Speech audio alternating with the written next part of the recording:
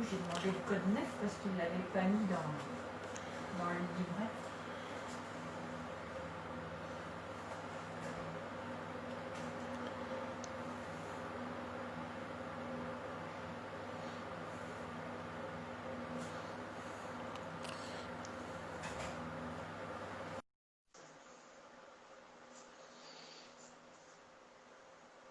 Et puis Clévis nous a rejoint. Alors, ah bah voilà. Voilà, après. Bonjour Cédric, tu vas bien? Ben, ça va, impeccable de cette chaleur. Bah oui, oui, tu vois, je suis tout rouge moi. Bon, je vois que ta connexion est un petit peu mieux que lors de notre essai cette semaine. Ah bonjour au champagne JM Gaulard, Damien certainement derrière, entre autres. Olivier Carlier du 02 nous a rejoint également. Alors, pendant que l'on parle, Etna nous a rejoint également. Au fur et à mesure que l'on parle, tu vas voir, il y a des gens qui vont peut-être se joindre à notre discussion, à notre live. De toute façon, c'est un échange, hein. Benjamin Oui. Demoulin également nous a rejoint. Voilà, FSI Caviste. Bravo de nous rejoindre. Nous allons commencer donc dans quelques instants. Il va être 18h30. Voilà, donc c'est très bien. Bah, je vois que tu es en bonne compagnie, hein. Tu as des verres derrière toi. Tu as tout ce qu'il Voilà. faut. Alors par contre, on t'entend pas trop fort. Ah, Ouais, il faudra que tu mettes ton son peut-être au maximum ou avancer peut-être un petit peu, je sais pas. ça va mieux là? Oui, ça va mieux. Ou sinon, tu parles, Parle tu plus parles fort. façon opéra, hein. Ok. Benjamin Dumoulin nous a rejoint également. Très bien. Donc je sais pas, c'est vrai, il est presque 18h30. Moi, je te propose de commencer. Pas de souci. Voilà, Monsieur Bernot nous a rejoint également. Donc bienvenue pour ce cinquième live Instagram des Champagnes indépendants, donc les vignerons indépendants de Champagne, donc qui sont à peu près 400, hein, que vous reconnaissez justement, nous voyons derrière Cédric Guyot, que je vais bientôt introduire dans le live, le petit logo donc du vigneron qui porte son fût, sa production, donc le logo des vignerons indépendants, et en Champagne nous avons également une fédération, les vignerons indépendants de Champagne, donc qui travaillent leur vigne, qui travaillent leur vin, donc et qui s'occupent également de vendre leur champagne avec toute la passion qu'on leur connaît. Et Cédric, justement, va nous faire part de toute sa passion euh, pour élaborer son champagne. Alors, il fait très beau aujourd'hui en Champagne, hein, je pense qu'il doit faire dans les 34 degrés. Moi, je me suis habillé d'un rouge puisque nous allons déguster dans un quart d'heure à peu près une magnifique cuvée de champagne rosé, un peu particulière, que Cédric va nous présenter. Et donc, bah, écoute, je propose que tu nous présentes un petit peu ton domaine, son historique. Moi, je présenterai un petit peu le terroir pour vous donner des petites informations, des petites anecdotes pour bien comprendre ce terroir de Fontaine-Denis-Nuisy que nous allons donc proposer ce soir avec Cédric Guyot. Voilà, donc bienvenue à tous. Et puis, ben, je vous propose de lancer ce cinquième live des champagnes indépendants. Alors, je n'ai pas de clap, alors je vais le faire avec les mains, comme ça, hein. C'est Voilà. parti. Donc, bonjour Cédric Guyot. Donc, tu es vigneron dans la côte de Cézanne, le Cézannais, donc au sud d'Épernay, hein, tout le monde connaît, je pense, le secteur, pas très loin de Paris en plus. Cédric Guyot, donc à Fontaine-Denis-Nuisy, bah, écoute, je te laisse la parole pour nous présenter un peu ton domaine, son historique, et puis un petit peu bah, où est-ce que tu travailles exactement. Oui, donc voilà, je suis moi-même Cédric Guyot, une exploitation familiale depuis 3 générations à Fontaine-Denis. C'est à peu près en 5 hectares 60 au niveau du vignoble familial, moitié-moitié Pinot Noir et Chardonnay. Voilà, on est situé sur les communes de Beton, Fontaine-Denis, Barbonne-Fayel et La Selle-sous-Chantemerle. C'est à 4 kilomètres à la ronde de Fontaine-Denis en gros. C'est vraiment très très local. C'est, on est à 50% Chardonnay Pinot Noir. Ça, je l'ai déjà dit. On va parler un petit peu de l'histoire. C'est le Cézanne, Oui, c'est oui, les années 60-70 où on replante le vignoble. Donc, ça a commencé par mes arrière-grands-parents et mes grands-parents qui ont replanté le vignoble gentiment. Mes grands-parents ensuite donc les années 60, 65 pardon, dans les années 65. Les années 70, mes parents ont été en âge de pouvoir reprendre certaines terres et de pouvoir les replanter également. 60, donc 80, dans les années 80, donc c'est mes grands-parents ont vendu du champagne au nom de Gaston Guyot. 85, c'est Excuse-moi. une famille. Andy et Mademoiselle Bio nous ont rejoints, donc je leur fais un petit coucou. Donc, dans les années 85, c'est mes parents qui ont repris le pressoir de mes grands-parents et ils ont également vendu leur bouteille à leur nom. Et moi, je suis arrivé en 2004 où je me suis installé auprès de mes parents, j'ai repris le domaine. Donc, à chacun, on a tous vendu sous notre propre nom. C'est que mon grand-père a vendu sous le nom de Gaston Guyot, mon père sous le nom de Patrice Guyot et moi, j'ai repris à mon nom Cédric Guyot. Voilà, mais ça Et reste en bien. plus, donc très tôt, puisque dans ces années, il y a pas mal de terres qui ont été ouvertes à l'appellation pendant les années 60 et puis après pendant les années 80. Tout à fait. Et donc, vous faites partie d'une famille qui a quand même travaillé leur champagne et vendu leur champagne assez tôt dans le secteur. Ouais, tout à fait. Alors, on a commencé en coopérative Hmm. pour commencer tranquillement, et puis donc on s'est mis à faire nos propres bouteilles petit à petit, une fois qu'on a eu le pressoir et tout ce qui s'en suivait. Voilà, petite histoire qui va bien. On a eu trois sortes de pressoirs. On a commencé avec un simple tocard traditionnel. Après, on a le fameux Vasselin qui était un petit peu partout en Champagne.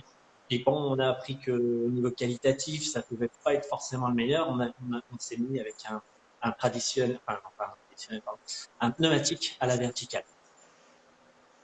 Voilà, en D'accord, 8 donc 000 kg. tu nous as dit effectivement que tu avais des vignes sur Fontaine-Denis-Nuisy et Oui, les crues aux alentours. Donc nous sommes entre guillemets un peu dans presque le sud du Cézanne, hein. c'est Euh, ça. alors Super bien. voilà, donc pour faire un petit point avant de parler de Fontaine-Denis, on rappellera donc la partie terroir du Cézanne. Donc le Cézanne, imaginez un grand S. En haut du S, vous avez donc un creux qui est là où vous trouvez le vignoble de Cézanne. Et puis ensuite, vous allez suivre la côte du S, justement. Et là où ça fait un bon moment, voilà, d'autres personnes nous rejoignent, hein. Alors, FBF 818 nous a rejoint. Bonjour. Voilà, un grand suivant. Et donc, ça fait un grand S. Et là où on descend vers le S, donc vous avez Fontaine-Denis-Nuisy. En fait, la particularité de ce cru-là, c'est qu'il est situé sur un bon moment de la côte. Parce que quand la côte de l'Île-de-France s'est créée, elle a subi des oscillations, des ondulations. Et Fontaine-Denis-Nuisy se situe sur un bombement, ce qui a d'ailleurs accentué son érosion. Et si vous zoomez sur le village forme un E majuscule. Et les barres du E, donc les trois barres du E forment un peu des lignes de crête, dont celle du nord a bien résisté à l'érosion, les deux autres un petit peu moins. Et sur le cru, on va trouver donc sur la côte le talus, bien sûr la craie blanche un peu fracturée hein, sur le secteur. Juste au-dessus, donc veine d'argile, donc du sparnacien, le cuisien avec les sables et des grès. Et juste au-dessus, donc sous une couche d'argile, vous allez trouver des blocs de meulière, donc ces pierres un peu caverneuses, hein, très siliceuses. Et sachez qu'au cours des épisodes de gel, dégel, au cours du quaternaire, eh bien, on a beaucoup d'éclats, de morceaux de pierre meulière et également des morceaux de grès que l'on va retrouver hein, de manière caillouteuse, ce qu'on appelle les éboulis, qu'on va retrouver liés avec du sable, des sables argileux ou plus d'argile, notamment dans les creux des dépressions, donc entre les barres du E. Et ce qui va donner notamment eh bien, des belles nuances de terroir, d'exposition également à ce cru, puisque sur les veines de craie, on va retrouver le côté très franc des vins, donc avec notamment des chardonnays très tendus sur les agrumes. Et lorsqu'on va avoir des nuances un petit peu de sable roux, on va commencer à titiller un peu le côté exotique, notamment le côté un peu fruit de la passion, ananas, etc. En dehors de l'aspect exposition, hein, qui est favorable, hein, puisque l'exposition de Fontaine-Denis-Nuisy, c'est est-nord-est surtout, hein. Et justement, avec d'autres types de sous-sols, des sols bruns beaucoup plus profonds, où l'on va pouvoir aller chercher beaucoup de complexes aromatiques, des précurseurs aromatiques, notamment sur les pinots noirs, qui vont donner ici des vins d'une race exceptionnelle. On oublie très souvent que le Cézanne a de très bons pinots noirs. on n'en parle pas assez. Et Fontaine-Denis justement, a, je crois, 67% de Chardonnay et 32% Pinot Noir. Et on le sait très très peu, mais c'est vraiment des Pinots Noirs très qualitatifs avec lesquels vous faites des très jolis vins. Exactement, ouais. Des vins avec des bons arômes et tout ce qui va bien. Donc effectivement, par expérience, j'ai eu l'occasion de déguster beaucoup de Pinot Noir, soit en 100% ou soit en assemblage sur les différents crus du Cézanne. Et je pense que certains chefs de cave ou certains vignerons peuvent être bien inspirés justement de faire des cuvées comme toi tu le fais, que l'on va présenter dans quelques instants. Un Ivray nous a rejoint, voilà, de Paris, ou d'ailleurs, parce que je sais qu'il voyage un peu. Et voilà, donc nous sommes sur un cru, effectivement, le Cézanne a pour, on va dire, a pour, euh, pas habitude, mais de donner des vins généralement qui s'ouvrent très facilement, avec un côté exotique souvent dû aux expositions favorables. Mais sachez que ces notes sableaux, entre guillemets, graiseuses, favorisent justement dans les raisins, que ce soit le pinot noir, le meunier ou le chardonnay, ces notes exotiques. Hein, et notamment toutes ces notes un peu mandarines, clémentines, qui sont très très appréciées, notamment lorsqu'on veut déguster les vins au moment de l'apéritif ou sur des poissons, des Saint-Jacques. C'est absolument une merveille. Hein. Sur des zéro dosage où on peut vraiment s'éclater, quoi. Voilà, Champagne Paquet nous a rejoint, Outoran nous a rejoint. Coucou à tous. Alors je rappelle que nous sommes Bonjour. avec Cédric Guyot, donc du Champagne éponyme, hein, situé à Fontaine-Denis-Nuisy dans le Cézanne, dans la côte de Cézanne. Donc un magnifique terroir de Champagne qui parfois peut être mal connu. Hein. Je sais que maintenant vous faites beaucoup d'initiatives. Tiens, parle-nous un peu des initiatives que vous faites au sein du Cézanne. Alors oui, on a réussi à créer quand même une association qui s'appelle Secret, pour la petite particularité de la craie du Cézanne, avec le petit jeu de mots sympathique, puisque effectivement on est quand même encore un petit secteur qui, je trouve, manque un petit peu de connaissances. On aurait bien besoin d'être un petit peu plus connu et on a autant de mérite que tous les autres. Donc on s'est dit, ben, on va essayer d'un petit peu de parler de nous, et donc on est 11 vignerons dans l'association Secret et on communique, voilà, ensemble. On s'entend tous très bien, on est tous dans le même état d'esprit sur l'environnement, faire attention. D'ailleurs, notre cahier des charges de l'exploitation de l'association est quand même assez porté sur voilà, il faut quand même respecter la nature. Ok. Justement, est-ce que tu peux nous parler un peu de ce que tu fais dans les vignes, par exemple? Oui, donc là, moi, je suis sur de la taille, la taille en comment dire, en cordon de Roya, principalement sur les pinots et en taille chablis sur les chardonnays. Je fais des essais de cordon de Roya sur le chardonnay également. Je suis en viticulture durable en Champagne et également HVE. Voilà, je suis labellisé sur les deux. Ma petite particularité peut-être à dire, c'est que j'essaye l'enherbement à 100% dans les parcelles. Voilà, donc avec de la tonte en intercept. Voilà, c'est vraiment, je suis sur des effets, je suis sur ma deuxième année, je vais attaquer ma troisième année. Je commence à voir un petit peu les effets des vignes en plein, enherbées en plein, les avantages, les inconvénients. Voilà, c'est très très intéressant. J'ai même fait un petit peu sur une parcelle, par exemple d'1 hectare, je vais avoir fait vraiment euh, euh, un quart en herbement en plein, un quart avec enherbement un rang sur deux et des écorces. Je vais faire un autre quart où c'est que je vais travailler le sol un rang sur deux et mettre de l'herbe un rang sur deux. Et on voit vraiment des grosses différences, que ce soit sur la vendange, sur le feuillage, sur la façon de pousser de la vigne. Hmm. Ça me permet Alors nous avons une question de... de Anne Boutour, certainement. Donc justement, est-ce que ces essais sont homologués sur le chardonnay, notamment la taille en cordon? Ah oui, oui, c'est autorisé depuis quelques Et années, qu'est-ce que tu effectivement. Moi, recherches derrière?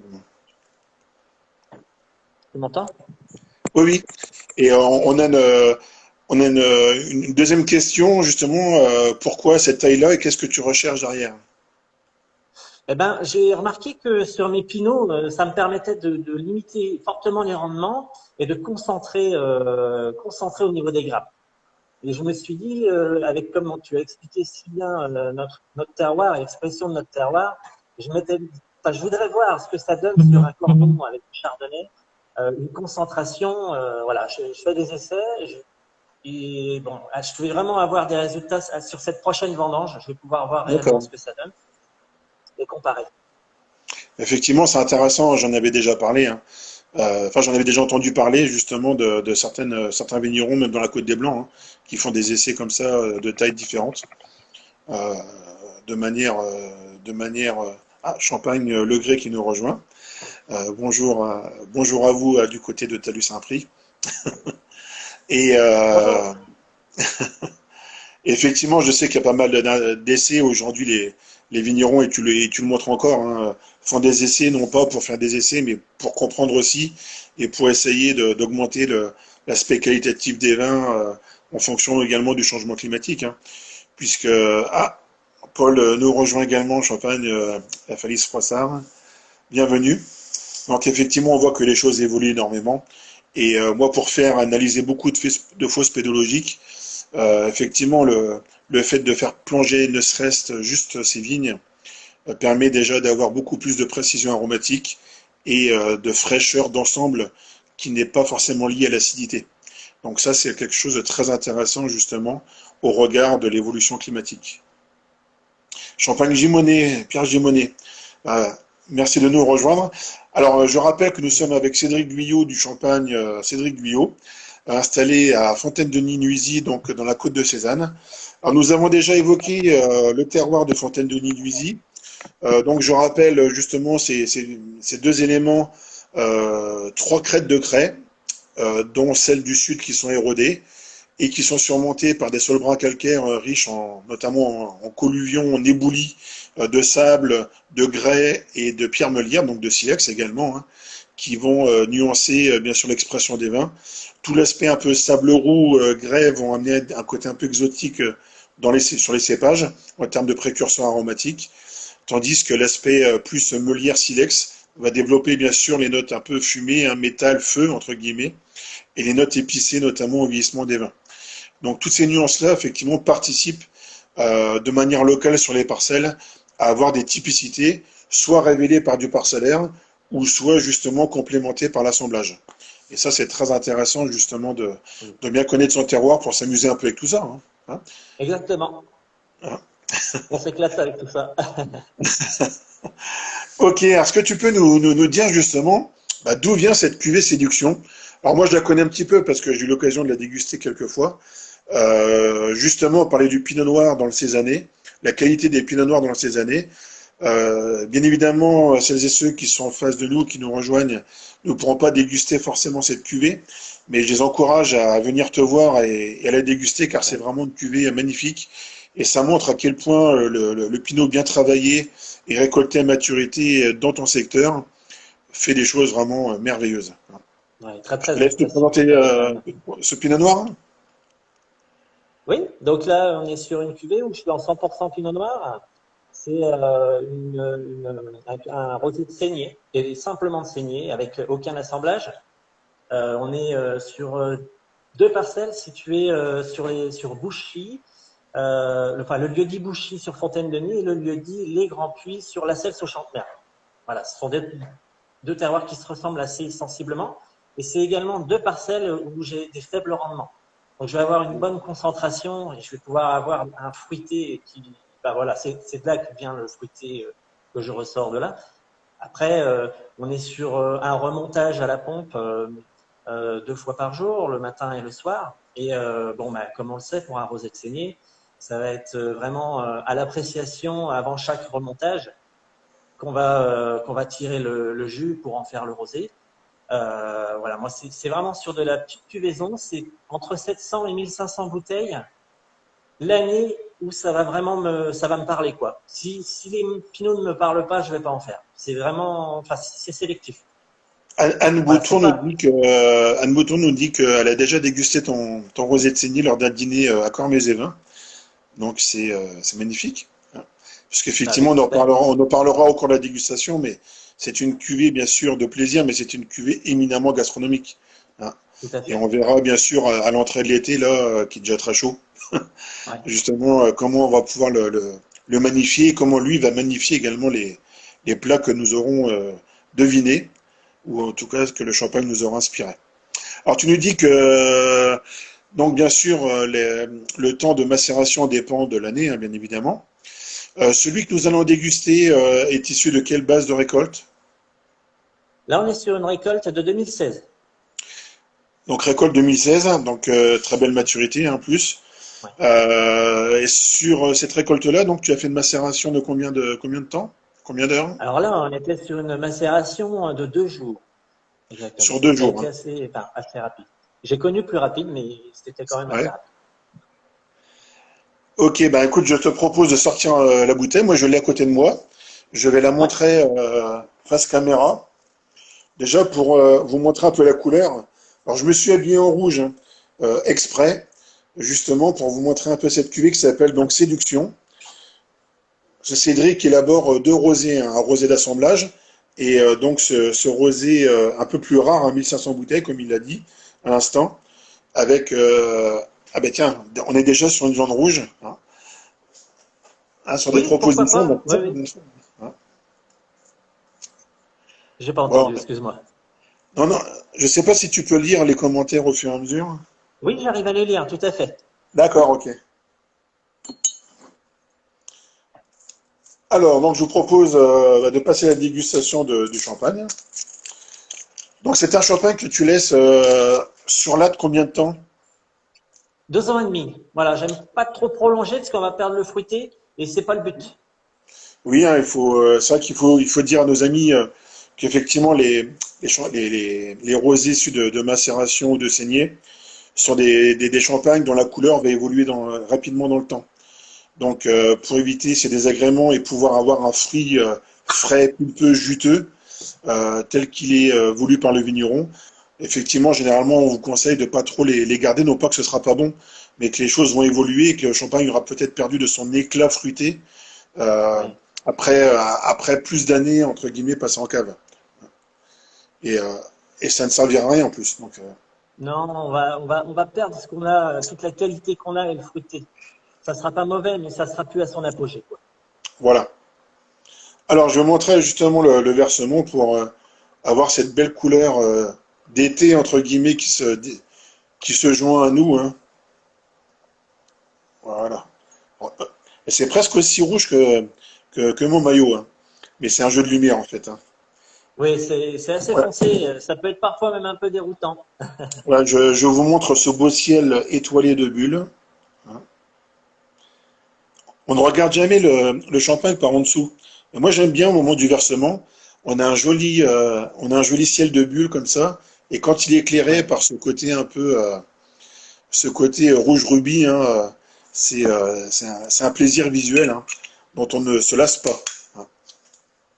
Alors pour répondre à la petite question, effectivement, si on attend pour le boire un certain nombre de temps, à la fin, les rosés peuvent se tuiler et ils perdent un petit peu cette belle couleur très attractive pour partir sur un tuilé. Voilà, pour la question.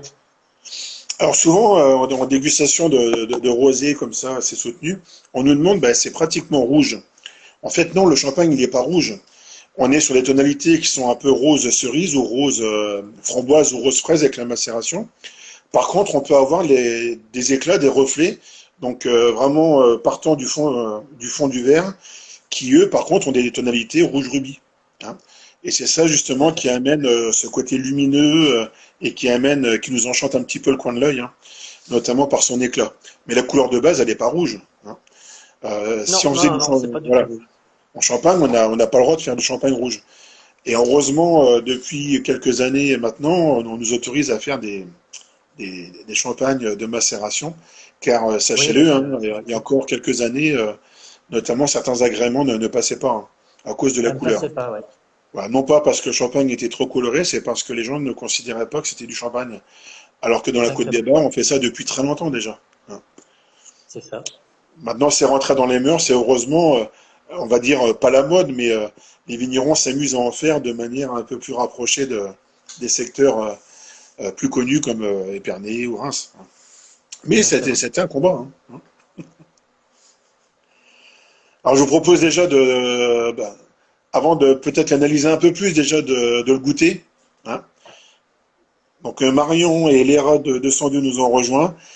Alors, Salut nous avons Marion. présenté donc Cédric Guyot de Fontaine de Ninuizy, donc vigneron indépendant de Champagne, dans le Cézanne, qui nous présente donc ce soir au live sa cuvée Séduction, donc un joli rosé de saignée, très profond, issu de récolte 2016, donc avec une très belle maturité, hein, des faibles rendements, donc des vignes très sélectionnées pour faire ce type de produit.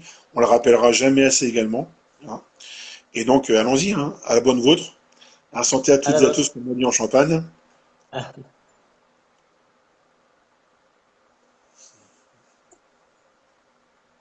Voilà.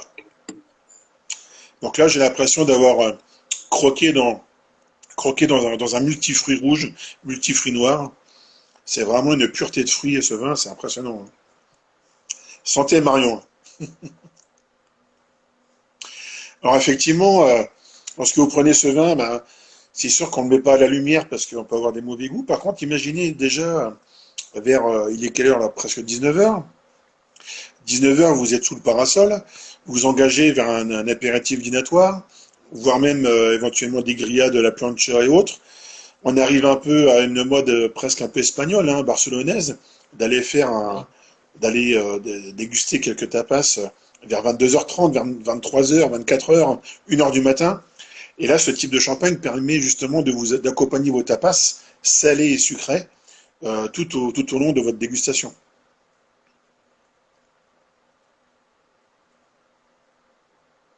Donc le pinot noir sur ce secteur, hein, bien sûr, on a ce côté cerise, fraise des bois, ce côté cassis très très pur, hein. Donc on est vraiment sur un cassis frais très concentré. Et puis cette note de cerise, on a l'impression que vous avez mis des cerises, Ouais. faire un verger de cerises, hein, mais des cerises bien pulpeuses. Vous voyez, quand vous croquez, vous avez du jus qui sort, vous voyez. On est vraiment dans le côté juteux du fruit. Ouais. C'est-à-dire C'est que à la vraiment fois au sympa. nez et à la fois en bouche, on a l'impression d'avoir vraiment un rendu fruité, frais, pulpeux. Et ça c'est vraiment très agréable en dégustation, hein. C'est ce qu'on appelle la précision, hein. C'est ça. Donc là, on est sur un vin où on a fait on n'a pas fait la fermentation malolactique. Pour pouvoir bien compenser le fruité qui est quand même très intense. Donc j'avais choisi de pas faire et du coup on obtient quand même un bon équilibre et on garde quand même suffisamment d'acidité. Ah, c'est une merveille, hein. C'est une Merci, c'est merveille. gentil. Alors, en bouche, effectivement, on a bien ce côté velouté de fruits, hein. Alors, quand je dis velouté, c'est que vous avez à la fois une caresse du fruit, du côté pulpeux, et puis quelques petites aspérités, hein. Alors, on n'est pas sur du tanin, mais on a quand même quelques petites aspérités qui sont présentes. Ce côté un peu orange sanguine, hein, amené justement par ces sables et ces grès, en tout cas par la fraîcheur, hein, amené également Oui. par cet aspect crayeux, sable et grès éventuellement. Et puis derrière, cet aspect un peu cassis, hein, où là on est un peu plus dans l'aspect plus riche, entre guillemets, et un peu plus charpenté du pinot. Mais dans aucun cas on ressent ce côté vineux, charpenté. On Ouais, reste ouais, dans un côté vraiment pas. très aérien, frais, élégant, juteux. Moi, j'imagine, juste un apéritif comme ça, j'ai un maillot, oui, j'ai un drapeau italien. Je voulais acheter avec un drapeau français, j'ai un drapeau italien, mais c'est pas grave, parce que je salue Fabrice Gour du consortium du Ouais. Parmesan et du Jourbon de Parme avec lesquels j'ai l'occasion de travailler. Et là, j'imagine bien quelques chiffonnades de jambon de Parme un peu affinées, hein, pas forcément du 8 mois ou du 9 mois, mais déjà de partir sur du 15, 25, 30 mois d'affinage, Ouais. juste en chiffonnade comme ça. Après, imaginez la tomate. La tomate, les poivrons, donc plutôt sur la Ouais. fraîcheur, hein. Donc on va Ouais. se faire des petites tomates cerises, vous voyez, un peu sucrées, bien mûres. On va les farcir un petit fromage fouetté à l'origan, tout simplement, hein. Et puis pourquoi pas quelques petits morceaux de chorizo doux. On referme la tomate et on se fait comme ça en snacking avec le champagne. Regardez, hein. C'est magnifique. On a des belles fraises. Juste un petit mot pour les fraises. Vous savez que souvent dans les magazines, on vous met des fraises dans le champagne et on vous les donne à manger comme ça en morceaux. Faites le test chez vous, vous prenez 2 cuillères. Dans la première cuillère, vous mettez une fraise entière ou coupée en deux. Et dans l'autre cuillère, vous mettez une fraise coupée en petits morceaux. Vous dégustez, vous mâchez les deux et vous testez avec votre champagne en même temps, avant d'avaler et de recracher. Et vous allez voir que la fraise qui est coupée en morceaux, c'est exceptionnel avec ce type de champagne. Tout ça pour dire il faut quand même un peu travailler les éléments quelquefois, hein. En tout cas bien mâcher pour pouvoir introduire les bulles et la fraîcheur du champagne. Bon, après, on parlait de viande juteuse, effectivement, hein. Ici, imaginez à la plancha où vous marinez un petit peu. Alors peut-être pas la côte de bœuf, mais moi ici je pars plutôt sur un filet de bœuf pour le côté bien tendre, hein. Filet de bœuf, filet de canard, et on va le cuire bien sûr grillé. Par contre, on va laisser le cœur bien juteux, bien rosé. Oui, Et là, on est complètement dedans, hein. Vous coupez des tout petits morceaux, hein. Vous slicez bien votre viande pour le champagne, hein. On n'est pas sur du rouge, hein. On n'est pas sur du vin rouge. Donc le champagne, il faut beaucoup de délicatesse. On slice bien notre viande pour la proposer à ses convives. Et là, vous vivez un moment absolument exemplaire. Est-ce que tu as déjà testé ce champagne à table? oui, oui, oui, bien sûr. À table avec de la viande, des bonnes viandes rouges, comme tu dis, Ouais. c'est exceptionnel, effectivement. Moi. J'adore. Oui, non, mais voilà, on est complètement dedans, hein. Le côté, alors la côte de bœuf peut-être pas, quoique, hein, si elle est vraiment très fine et délicate. Bon, dans tous les cas, bien slicée au service pour mettre en valeur le champagne. Pourquoi pas faire une petite sauce à Ludovic nous rejoint. Ah, justement, on est en cuisine là, ça y est.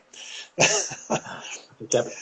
Voilà, donc avec notre viande, pourquoi pas faire une petite réduction de fruits rouges, tu vois, délayé avec un petit peu de crème, un peu de vinaigre de framboise, et on est dedans là, hein. Prendre une petite sauce justement fruitée, aérienne, juteuse, et toujours dans le soleil, hein, parce que c'est vraiment une cuvée qui n'est pas généreuse dans le sens œnologique, hein, dans le sens alcool, mais qui est très généreuse en termes de fruits et de précision de Ouais, fruits. Et c'est ça qui est très élégant. Et une fois que vous avez aéré votre champagne, vous avez ces notes vous savez, les belles roses, les belles roses capiteuses, on appelle ça les roses poéma. En plus, c'est très joli, le terme. Des roses, des roses poéma qui sont capiteuses, enivrantes. On commence à être un peu sur ces notes-là. Et par expérience, que ce soit en Champagne ou en Bourgogne, quand le pinot noir exprime ces notes de rose poéma, le pinot noir se sent bien.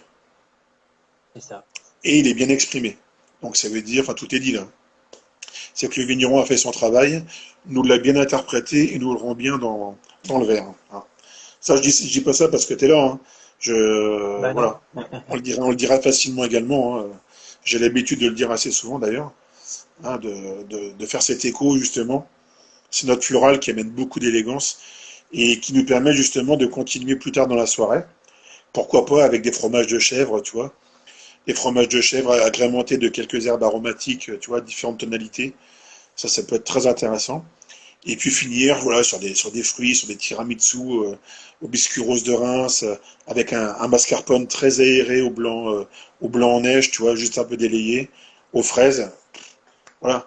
Pourtant, on est à quel dosage sur le champagne? On est à 9 grammes de dosage. Ouais. Donc on suit bien la gourmandise, hein. Oui. Il y a pas de sensation de sucrosité, hein. Tout est on va dire dans la virgule de fin de bouche, hein. On est normalement, on est sur un bon équilibre. Ouais, c'est absolument merveilleux, hein. Alors je sais qu'en face, vous pouvez pas forcément. Alors pivoine, oui, voilà, alors, on n'est pas encore sur le côté violette, hein. Souvent quand on est à la violette, la pivoine ne suit pas loin, mais effectivement, hein, je pense que ces notes-là vont se relayer entre guillemets dans le temps, hein. Sachant qu'il faut quand même boire ce champagne très rapidement, hein. Oui, il Alors faut il pas me le reste garder. 2-3 minutes. Bon, je fais exprès de tenir, mais j'ai du mal à tenir. Je vous le dis tout de suite. Moi, j'attends qu'une chose, c'est d'aller manger maintenant avec tout ce que tu nous as dit. Ah oui, non, mais c'est le champagne qui inspire, hein, on le dira jamais assez, hein. C'est ça. Dégustez votre champagne, achetez un carton, deux cartons, trois cartons, ouvrez une bouteille et voyez avec quoi vous pouvez l'agrémenter pour faire plaisir à vos convives. Alors, le champagne à table, notamment ce champagne-là, l'apéritif avec des petites tapas, je vous l'ai dit, hein, les pastillas, etc. Enfin, bon, au poivron, jouer les poivrons, jouer la tomate, jouer les jambons crus, c'est une base entre guillemets, hein. Jouer le chorizo doux aussi, je dis bien chorizo doux, hein, et pas piquant. Ouais. Parce que plus on va dans le piquant, plus il faut mettre de sucre dans le champagne et c'est pas le but, hein. Bah non. L'idée c'est de travailler avec un champagne comme ça sur l'équilibre avec un fruité venant vraiment entre guillemets de la maturité du raisin et pas supplémenté par le sucre, hein.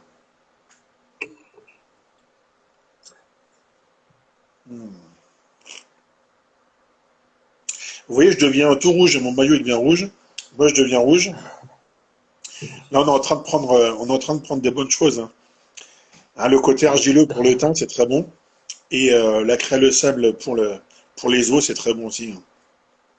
Donc le champagne se boit avec modération, mais sachez que les 88% de choses qui ne sont pas bonnes pour le champagne, enfin, les 88% de choses qui restent dans le champagne à part l'alcool, notamment pour ce type de champagne, je pense qu'ils font du bien à la santé et notamment au moral, hein. Et le Ouais, champagne, c'est vraiment non pas une boisson, moi je ne considère pas que c'est une boisson, c'est vraiment un outil pour unir les hommes et les femmes, en tout cas un joli c'est vecteur ça. d'humanité. Et là, on est en pleine saison, on a besoin d'humanité, on a besoin de se retrouver, et ce champagne était vraiment Ouais. un point d'union, entre guillemets, bien trouvé, hein. Il faut se faire plaisir. Voilà. Bah, écoute, je te laisse le dernier mot avant de conclure. Oui.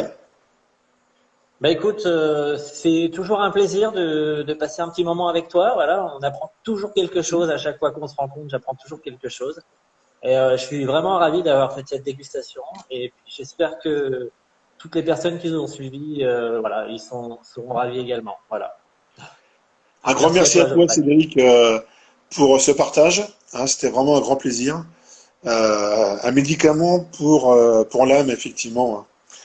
Et sachez qu'en d'autres temps, un jour je vais le mettre sur mon Instagram, je vais mettre un facsimilé d'une commande de l'armée française, de l'état-major français, de Champagne, dans la colonne médicaments.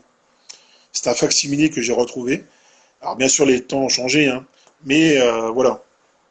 Il ne faut pas oublier que le champagne, quand même, fait du bien à dose respectable. Voilà. Ok, Exactement. ben, merci à toi, Cédric. Merci à vous Merci tous beaucoup. qui avez suivi ce live Instagram, le cinquième donc, des champagnes indépendants. Rendez-vous la semaine prochaine pour un autre live, donc un autre vigneron, un autre terroir, une autre cuvée.